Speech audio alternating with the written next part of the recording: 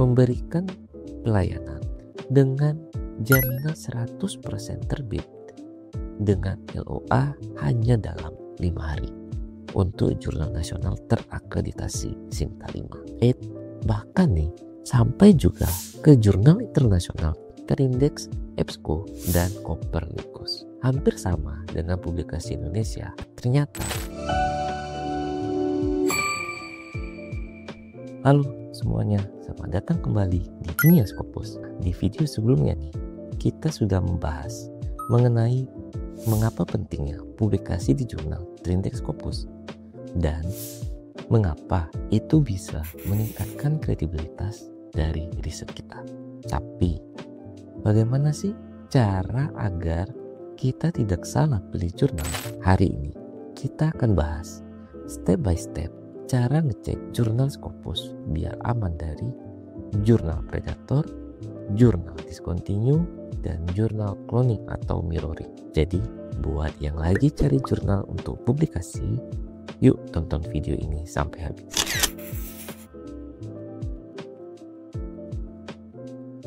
Nah, masih banyak yang berpikir kalau jurnalnya ada di Scopus berarti aman dong. Belum tentu.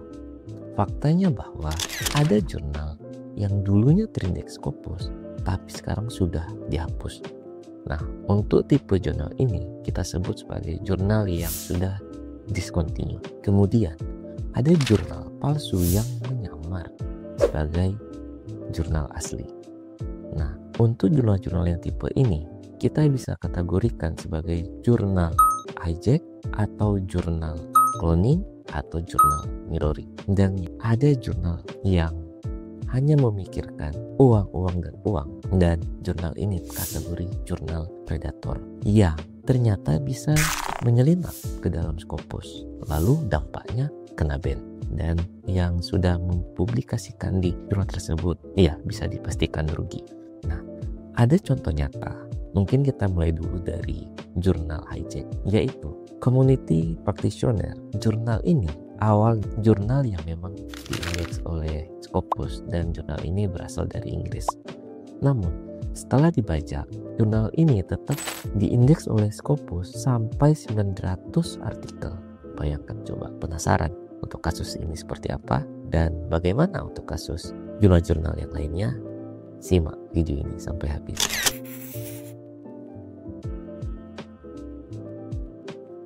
Oke, sekarang kita mulai dulu dari tutorial bagaimana cara mengecek suatu jurnal apakah terindeks Scopus atau tidak. Siapkan catatan, let's go. Untuk tutorial dalam mencari suatu jurnal terindeks Scopus atau tidak, maka cara pertama adalah kita bisa mengakses website dari Simago GR. Dan untuk kali ini sama seperti video sebelumnya, saya akan mencoba mencari apakah jurnal The Lancet masih termasuk ke dalam jurnal Scopus atau tidak. Dan langkah pertama adalah menulis nama jurnalnya, The Lancet. Kemudian klik find dan di nomor urut pertama. Di sini kita bisa memperoleh informasi bahwa jurnal ini berasal dari United Kingdom atau Inggris dan publishernya Elsevier. Selanjutnya kita klik dan terlihat beberapa informasi termasuk subjek area, publisher, H-index 895 dan tipe publikasinya adalah jurnal. Nah, di poin ini kita akan mengambil nomor ISSN-nya dan kita tidak perlu khawatir coverage sampai 2023 karena matriks dari Simago GR ini mengikuti dari Scopus, namun update-nya memang sedikit lama. Oleh karena itu, untuk melihat real time-nya kita bisa mencatat atau cukup copy nomor ISSN-nya, kemudian kita buka website scopus.com. Dan selanjutnya klik View Journal Rankings. Dan di sini kita memilih ISSN karena tadi kita mencatat nomor ISSN-nya. Kemudian cukup di paste dan find resource. Oke. Nah, cukup memilih ISSN, cukup memilih ISSN, kemudian paste nomor ISSN yang tadi kita copy dari website Simago JR dan find source. Yep, di sini terlihat bahwa jurnal The Lancet terindeks Scopus, namun kita belum tahu ya, pada titik ini kita belum tahu apakah sampai saat ini atau belum. Oleh karena itu kita harus membuka dan ya, pada source details di sini terlihat bahwa covered by Scopus years-nya ini sampai saat ini 2025, sehingga bisa dipastikan bahwa jurnal The Lancet merupakan jurnal yang terindeks Scopus untuk tahun ini. Nah, mengapa ini perlu? Ada beberapa jurnal yang covered by Scopus-nya ini masih di 2024. Dan mengapa hal itu bisa terjadi? Nah, penjelasannya setelah video ini. Nah, terkait coverage years ini, ada alasan mengapa coverage years belum diperbaharui, yaitu jurnal sedang menjalani proses pelaporan serta evaluasi dan seleksi ketat sebelum diterima kembali di Scopus. Kemudian, jurnal tersebut juga harus menunjukkan kemampuan untuk mempertahankan status kualitasnya dari tahun ke tahun, yang artinya proses evaluasi ini berjalan setiap tahun. Scopus juga akan memperbaharui daftar publikasi dan tahun cakupannya setiap bulan, yang berarti tahun-tahun yang dicakup oleh Scopus pada dasarnya diperbaharui setiap bulan. Namun, peninjauan dan evaluasi cakupan jurnal biasanya terjadi sekitar kuartal pertama setiap tahun, dan biasanya sekitar bulan Februari dan Maret. Seperti contoh, ini adalah jurnal yang masih dalam proses peninjauan oleh Scopus. Tentu saja, jika dalam proses peninjauan kembali, semua artikel-artikel yang diterbitkan dalam kurun waktu tersebut, maka dianggap tidak masuk ke dalam indeksasi Scopus. Bahaya bukan? Dan yang lebih parahnya lagi, jika dalam 3 tahun ke depan tidak mengirimkan laporan kepada Scopus, maka jurnal tersebut akan dihentikan indeksasinya oleh Scopus. Terus bagaimana untuk mengidentifikasi jurnal yang aman? Ini contohnya. Ini adalah salah satu jurnal yang aman dan tentram. Kita bisa lihat jurnal Cell dengan kuartil pertama yang memiliki covered years pada tahun ini 2025. Tapi ya, tidak semua jurnal yang ada di Simago JR ini terindeks Scopus ya. Nah, kemudian cara untuk kita mengidentifikasi apakah suatu jurnal ini masuk ke dalam terindeks Scopus atau aman adalah kita harus mengecek pada bagian publishernya. Harus ada nama publisher resmi. Dan pastinya jurnal yang diindeks oleh Scopus akan ada di dalam website Simago Journal Rank. Tapi ya, tidak semua jurnal yang ada di Simago JR ini 100% terindeks Scopus. Ada beberapa yang masih dalam proses evaluasi. Apalagi kalau di awal-awal tahun seperti ini, ada jurnal yang cepat prosesnya dan ada juga yang masih dalam tahap proses reevaluasi. Nah, selanjutnya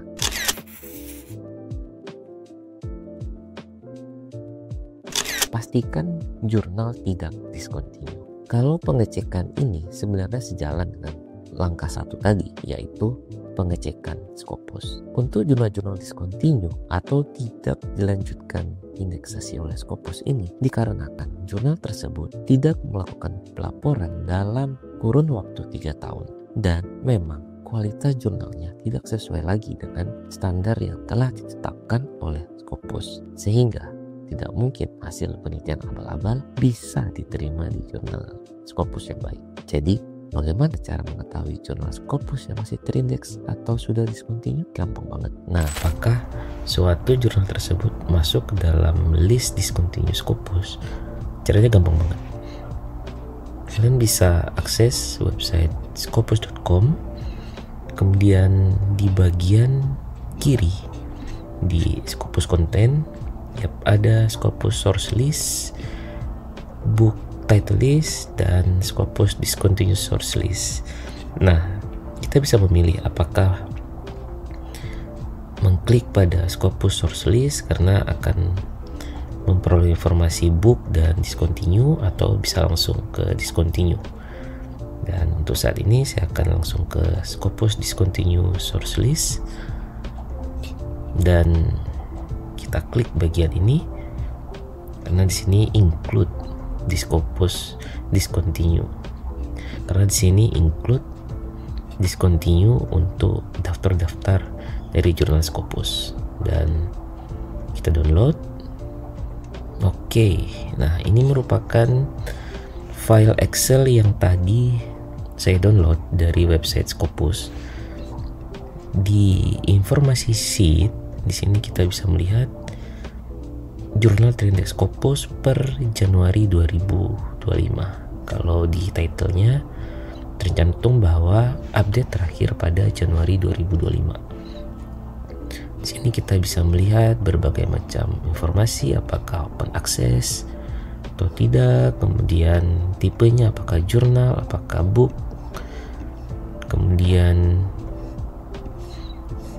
ada banyak beberapa informasi seperti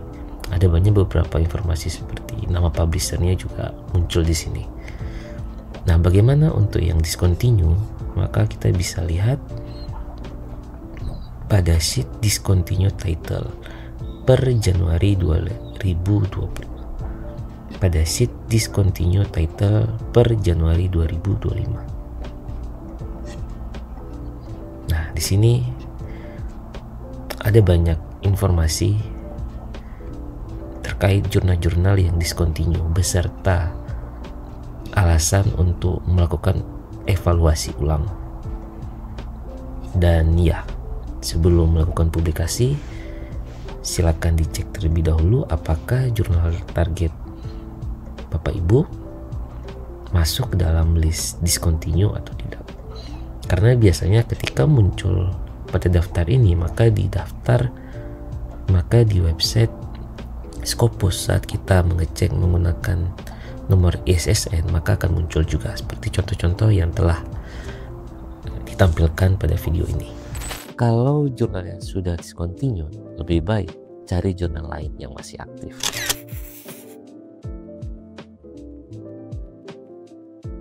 Selanjutnya, jurnal cloning atau mirroring. Ini merupakan modus baru dalam penipuan akademik, dan ya, ujung-ujungnya menjadi jurnal predator karena orientasinya adalah uang dengan tawaran fast track atau publikasi cepat. Ciri jurnal cloning atau mirroring yang wajib kita ketahui: yang pertama, domain mencurigakan, misalnya pakai .net, .xyz, yang padahal jurnal aslinya memakai .org atau .com.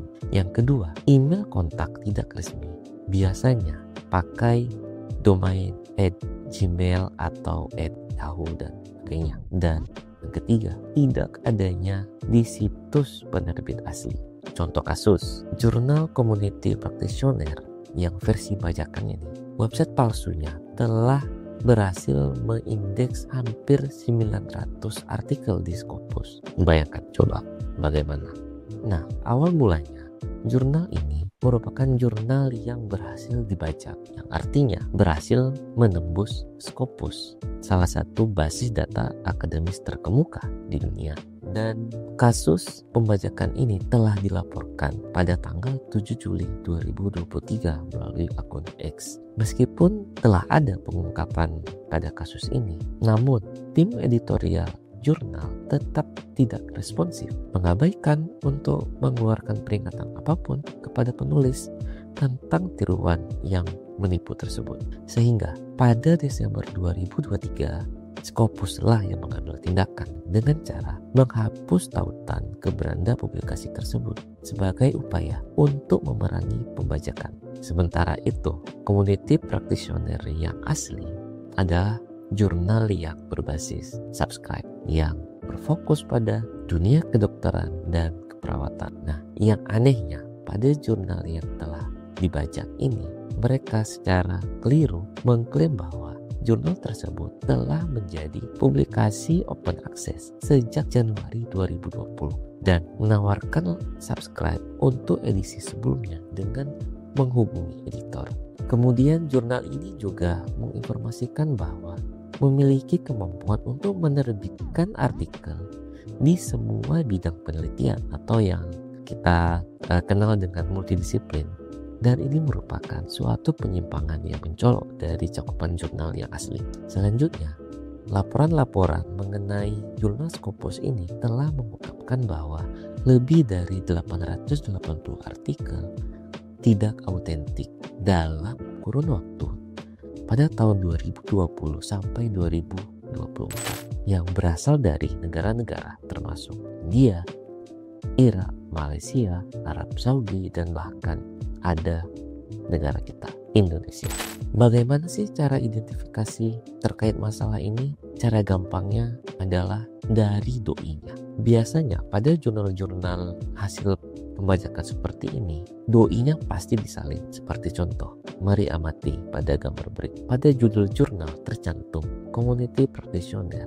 Namun saat melihat nomor doi, singkatan yang muncul pada sufiks doi tertulis alfabet JML yang merupakan singkatan dari Journal of Medicine and Life. Tanda-tanda yang menunjukkan artikel-artikel yang tidak autentik ini memang terlihat jelas, mulai dari volume, edisi, dan nomor halaman yang tidak konsisten dibandingkan dengan publikasi. Beberapa juga menyatukan doi namun dari Zenodo, sebuah website yang tidak digunakan oleh praktisi komunitas yang autentik. Kemudian jika kita berbicara pada konsekuensi dari pembajakan jurnal ini memang sangat luas. Penulis artikel palsu mungkin telah memperoleh keuntungan yang tidak adil dari indeksasi yang menyesatkan di Scopus yang berpotensi mengamankan promosi akademik, pekerjaan, dan kredensial dengan alasan palsu. Tentu saja reputasi jurnal yang sah telah ternoda dan sejak saat itu jurnal ini dihapus dari indeksasi Scopus pada tahun 2024.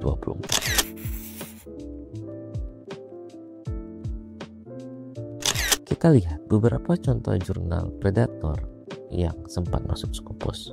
Journal of Critical Review dihapus dari Scopus karena dianggap jurnal predator. Test Engineering and Management dulu memang ada di Scopus, tapi akhirnya diblokir karena menerbitkan artikel tanpa per-review yang layak. Karena ini bukan hanya sekedar LOA atau publikasi, namun rekam jejak Anda akan tercatat. Nah, ini yang biasa menjadi incaran oleh para pejuang gelar dan jabatan fungsional.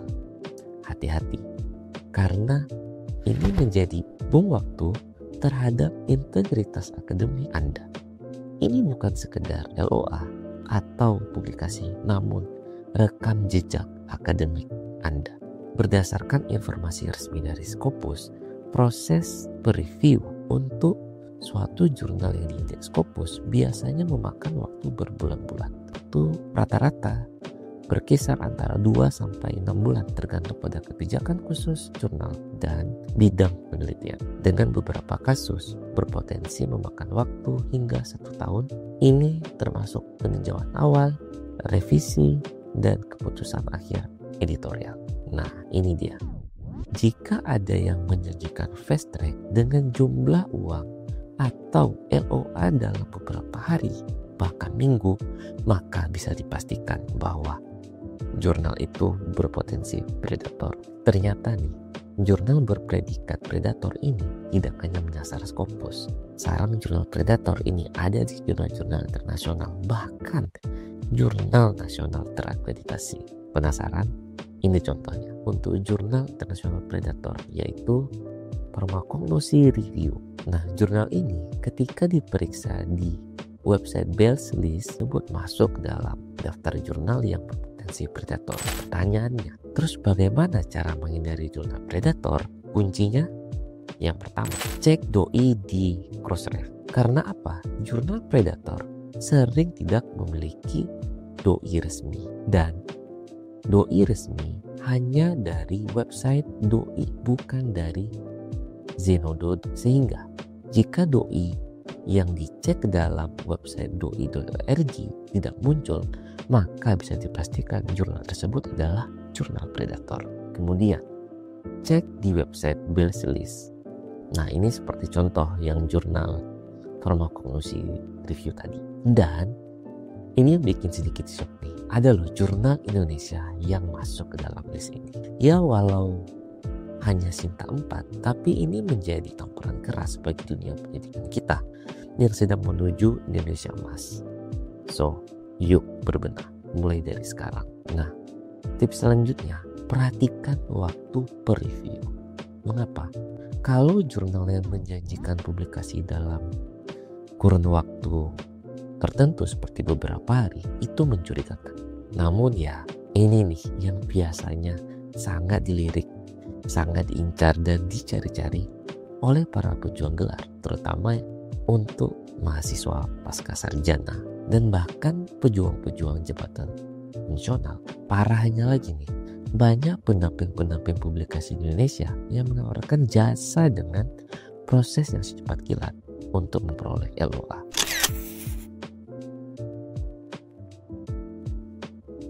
Memang tidak bisa dipungkiri dan disalahkan untuk syarat ujian harus memperoleh LOA dan syarat untuk pengambilan ijazah bahwa artikel sudah harus terbit, sehingga ini membuka peluang yang bisa dimanfaatkan. Sebagai contoh, publikasi Indonesia memberikan pelayanan dengan jaminan 100% terbit dengan LOA hanya dalam 5 hari untuk jurnal nasional terakreditasi Sinta 5. Bahkan nih, sampai juga ke jurnal internasional Perindeks, EBSCO, dan Copernicus. Hampir sama dengan publikasi Indonesia, ternyata ada yang hampir mirip dengan publikasi Indonesia, yaitu Ridwan Institute juga memberikan layanan dengan jaminan 100% terbit dan LOA cepat. Malah ini menjadi lebih serius. Karena apa? Pada publikasi Ridwan Institute dimulai dari Sinta 3 sampai Sinta 6. Coba bayangkan bagaimana kualitas jurnal nasional terakreditasi kita. Dan yang tak kalah menariknya nih, ada juga jurnal internasional terindeks Copernicus dan EBSCO pun ada.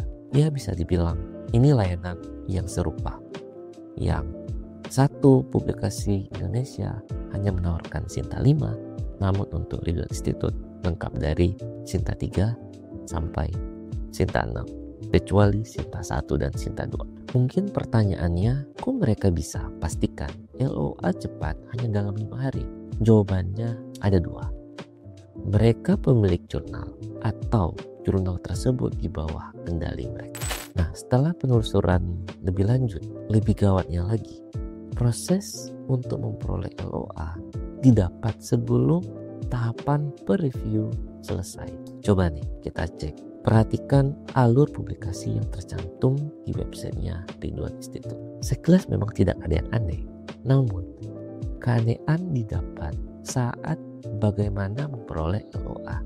Yap, LOA didapat sebelum proses revisi selesai 100%. Sehingga ini secara tidak langsung menjelaskan bahwa kalimat sederhananya begini, LOA dulu baru review.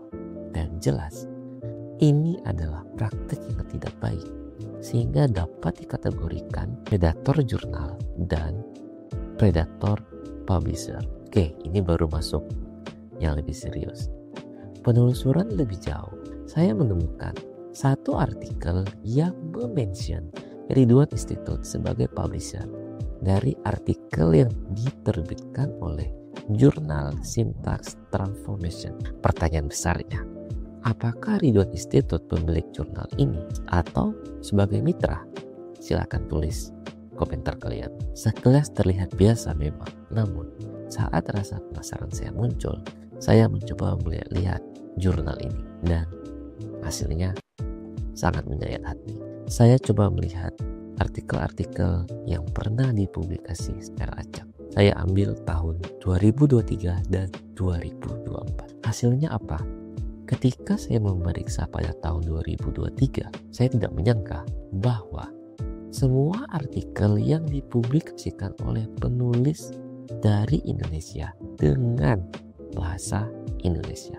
Walaupun ya hal serupa terjadi di tahun 2024, walaupun bahasa yang digunakan pada kali ini adalah bahasa Inggris, namun tetap didominasi oleh penulis dari Indonesia, sehingga ini tidak mencerminkan jurnal level internasional. Ditambah lagi dengan artikel yang diterbitkan pada tahun 2021 yang full bahasa Indonesia, sehingga mencerminkan template dan bahasa yang digunakan berubah-ubah. Makin seru. Lanjut. Oke, berdasarkan informasi about the journal, jelas tertulis bahwa jurnal ini menggunakan sistem double blind review, open access, dan dipublikasikan setiap bulan oleh CV Syntax Corporation Indonesia dengan level publikasi internasional, sehingga jenis artikel yang diterima pastinya harus menggunakan bahasa Inggris. Nah, di sini poin pentingnya. Karena tadi disebutkan level jurnal ini adalah internasional, maka sekurang-kurangnya editorial harus berasal dari 4 negara yang berbeda. Namun, fakta tidak demikian. Editorial berasal dari Indonesia. Bahkan manajer jurnal berasal dari internal CV Syntax Corporation Indonesia. Kita berpindah lebih lanjut ke dalam daftar reviewer. Di daftar reviewer didominasi orang Indonesia, sehingga menegaskan hal ini bukan level internasional seperti klaim pada halaman about the journal. Nah, pilihan saya tertuju ke menu article processing charge, dan ya, apakah yang saya pikirkan sama dengan apa yang kalian pikirkan? Benar sekali. Jurnal ini mematok harga artikel processing charge sebesar 4 juta rupiah. Sehingga ini modus dalam praktek jurnal predator, dan bisa dipastikan jurnal ini adalah jurnal predator. Bayangkan coba orang-orang yang telah mempublikasikan artikel di sini. Yang menanggung beban ini siapa? Tak lain dan tak bukan adalah penulis. Oleh karena itu, yuk mari kita junjung tinggi integritas dan percaya proses. Menariknya nih, pencarian lebih lanjut sepertinya menunjukkan bahwa CV Syntax Corporation Indonesia ini sepertinya pemain lama yang sudah melanglang buana dengan konsep seperti ini. Ada satu jurnal yang secara resmi dimiliki oleh CV Syntax Corporation Indonesia, yaitu Journal of Social Science. Pada kasus ini lebih seru. Mengapa? Kasus pada jurnal ini bisa dibilang memang menunjukkan bukti nyata bahwa konsep dan polanya sama dengan jurnal Syntax Transformation. Setelah dicermati, memang ini adalah satu pemilik, yaitu CV Syntax Corporation Indonesia. Penasaran? Yuk kupas tuntas. Nah, ternyata sudah pernah ada yang membuat petisi agar Ridwan Institute dihapuskan dengan memberikan bukti-bukti konkret dari jurnal Social Science ini. Nah, apa kasusnya? Ada gerakan yang ingin publisher Ridwan Institute ini tutup. Mereka mengutarakan pendapatnya di website change.org dengan cara membuat petisi yang tertanggal 13 April 2024. Uniknya, petisi ini secara lengkap menjabarkan alasan-alasan ilmiah yang menurut saya dan benar adanya. Efeknya apa? Apa yang terjadi setelah munculnya petisi ini? Ya, artikel yang disebutkan ditarik. Yuk coba kita renungkan dan tanyakan pada diri masing-masing. Siapa yang paling dirugikan kalau sudah seperti ini? Nah, di sisi lain, bingung kan? Apakah memang ada hubungan antara Journal of Social Science, Ridwan Institute, dan CV Sinta Corporation Indonesia? Saya rasa jawabannya ya. Bukti ini dicantumkan di About of Journal dari Journal of Social Science. Terdapat logo Ridwan Institute pada banner dan informasi publishernya adalah Sinta Corporation Indonesia. Lebih parahnya lagi, jika jurnal yang sebelumnya Sinta Corporation mematok harga artikel processing charge sebesar 4 juta rupiah untuk publikasi Predator yang berkedok internasional. Namun pada Journal of Social Science ini mematok harga yang lebih gila lagi, yang menurut saya melebihi dari artikel processing charge jurnal yang memang terindeks Scopus. Coba tebak berapa? 7 juta rupiah. Tapi ya, kalau ujung-ujungnya bermasalah dan ditarik karena terbukti predator, siapa yang paling dirugikan? Seperti contoh ini. Ini hanya beberapa contoh, dan saya yakin masih banyak lagi. Namun ya, sepertinya lebih banyak yang membutuhkan cara instan dengan jalan melalui jurnal predator. Ini baru 2 loh. Pertanyaannya, emang masih ada? Ada. Mau tahu? Yuk. Ini contoh lain dari publisher predator. Adalah Riviera Publishing. Dari homepage resminya sudah ada loh informasi fast track LOA. Bayangkan coba. Tapi ya, di posisi ini saya masih mencoba berpikir positif.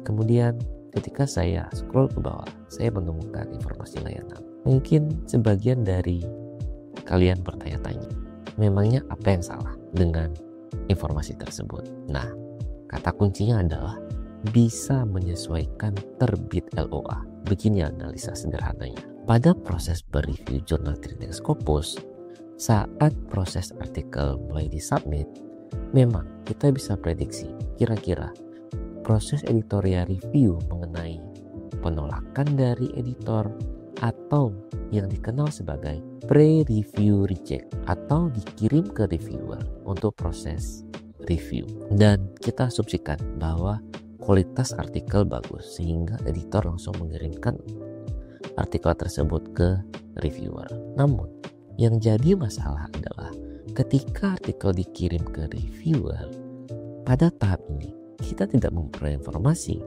mengenai hari dan tanggal kapan review selesai, dan editor mengirimkan kembali ke penulis untuk permintaan revisi major, minor, atau reject. Di matriks jurnal ini tidak disebutkan. Katakanlah skenarionya pada tahap ini revisi major atau minor. Kemudian penulis merevisi dan mengirimkan kembali ke editor untuk proses selanjutnya, dan baru memperoleh informasi apakah revisi kembali atau tidak. Mungkin di sini muncul pertanyaan, tapi saya rasa pasti banyak yang berpikir bahwa informasi matriks di jurnal itu ada, dan itu pasti menginformal itu. Oke, itu benar. Memang jurnal Scopus memiliki informasi matriks. Namun, perlu diingat, metrik tersebut adalah nilai rata-rata dalam kurun waktu tahunan, bukan rata-rata dalam setiap proses artikel, sehingga mustahil kita ketahui. Nah, kemudian yang membuat saya menarik kesimpulan bahwa Riviera Publishing ini predator adalah karena adanya informasi alur asistensi jurnal yang diberikan bertolak belakang dari tahapan preview jurnal-jurnal yang bebas dari predator. Bisa dilihat alur ini mengisyaratkan bahwa LOA tetap diperoleh sebelum proses preview tuntas. Logikanya sederhana. LOA dari suatu jurnal baru akan diperoleh kalau si artikel sudah diterima oleh jurnal tujuan tanpa harus revisi lagi.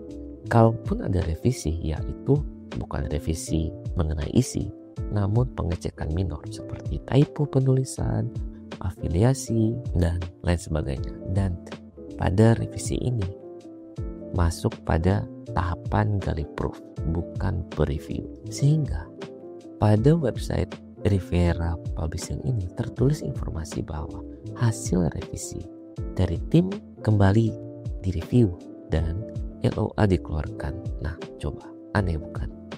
Memangnya kita bisa pastikan langsung dapat LOA? Nah, kemudian Di daftar pertanyaan yang sering ditanyakan, mereka mengklaim untuk jurnal nasional butuh 1 bulan dan untuk jurnal internasional dalam kurun waktu 2-3 bulan. Namun bisa disesuaikan untuk LOA-nya. Sangat mencurigakan.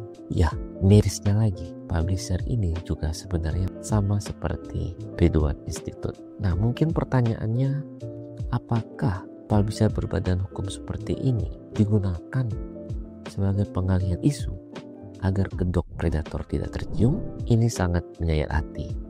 Mau sampai kapan seperti ini? Saran saya, ya tolong jangan dari mereka yang memang membutuhkan syarat publikasi demi kelulusan atau jabatan fungsional. Ini bukan masalah mengusik rezeki perut orang, tapi ini tentang mau dibawa kemana kualitas pendidikan Indonesia kita. Ini juga bukan sekedar LOA atau terbit kemudian ikut ujian atau wisuda, atau bahkan dari asisten ahli menjadi lektor, dari lektor kepala menjadi guru besar. Namun ini masalah integritas. Integritas yang akan dipikul oleh mereka yang menggunakan jasa dari publisher ini. Untuk para pejuang gelar, Bapak Ibu pejuang guru besar, coba siapa yang paling dirugikan jika sudah membayar mahal-mahal kemudian terdeteksi predator? Sudah banyak kasus yang jabatan fungsional guru besarnya dicabut karena artikel yang dipakai termasuk predator. Yuk, jangan sampai rela menghalalkan semua cara untuk ini. Ada cara lain yang tetap mengutamakan integritas Anda. Jika ada yang ingin mencari layanan-layanan publikasi seperti ini, jangan cari yang memberikan waktu seperti LOA dalam kurun waktu tertentu. Carilah yang integritas terlebih dahulu. Saya ada satu cerita. Saya pernah menemukan layanan publikasi di Indonesia, sebut saja XXX. Layanan ini bisa dibilang sesuai dengan aturan Scopus dan bahkan mereka tidak memiliki jurnal. Bukan seperti Publikasi Indonesia, bukan seperti Ridwan Institute. Saya pernah bertanya, bagaimana cara kerjanya? Dan jawabannya, mereka bekerja dengan cara meningkatkan persentase penerimaan jurnal dan melakukan submission ke jurnal yang dapat dipilih secara bebas dari web Simago JR. Kemudian saya kasih pertanyaan jebakan. Berapa lama LOA? Jawabannya apa? Lamanya LOA tergantung dari jurnal tujuan serta proses editorial yang berjalan. Ini nih baru benar. Karena mereka tidak memberikan LOA, namun membantu meningkatkan persentase agar artikel memperoleh dari jalan yang resmi. Ibaratnya begini, apakah orang yang kuliah di bangku sarjana, magister, atau doktoral dijamin akan lulus tes CPNS? Jawabannya, tidak ada yang bisa menjamin. Namun, setidaknya meningkatkan persentase lulus. Benar bukan? Begitu juga dengan layanan XXX ini. Mereka membantu meningkatkan kualitas artikel agar dapat diterima oleh jurnal tujuan dengan cara yang resmi. So, pasti ada kok pendamping publikasi di Indonesia yang memiliki integritas. Tinggal pintar-pintar kita saja yang menemukannya. Jadi, kalau mau publikasi, terutama di Scopus, jangan asal submit. Pastikan jurnal tersebut masih aktif di Scopus, cek publisher dan nomor ISSN di jurnal source. Pastikan jurnal tidak discontinue dan pastikan bahwa jurnal tersebut tidak termasuk ke dalam jurnal cloning atau mirroring, serta waspadai preview yang cepat, proses LOA yang cepat, atau publish yang cepat, karena itu akan menjadi lampu kuning untuk jurnal-jurnal predator. Dan untuk memeriksa jurnal predator, salah satunya silakan kunjungi website BLSList. Ada pertanyaan seputar Scopus atau ingin request topik Scopus lainnya, tulis di kolom komentar. Saya akan memeriksanya satu persatu. Kalau suka video ini, jangan lupa like, dan kalau bermanfaat, bantu kami dengan subscribe. Agar kalian tahu saat ada video baru, silakan aktifkan notifikasinya. Sampai jumpa di video selanjutnya. Assalamualaikum warahmatullahi wabarakatuh.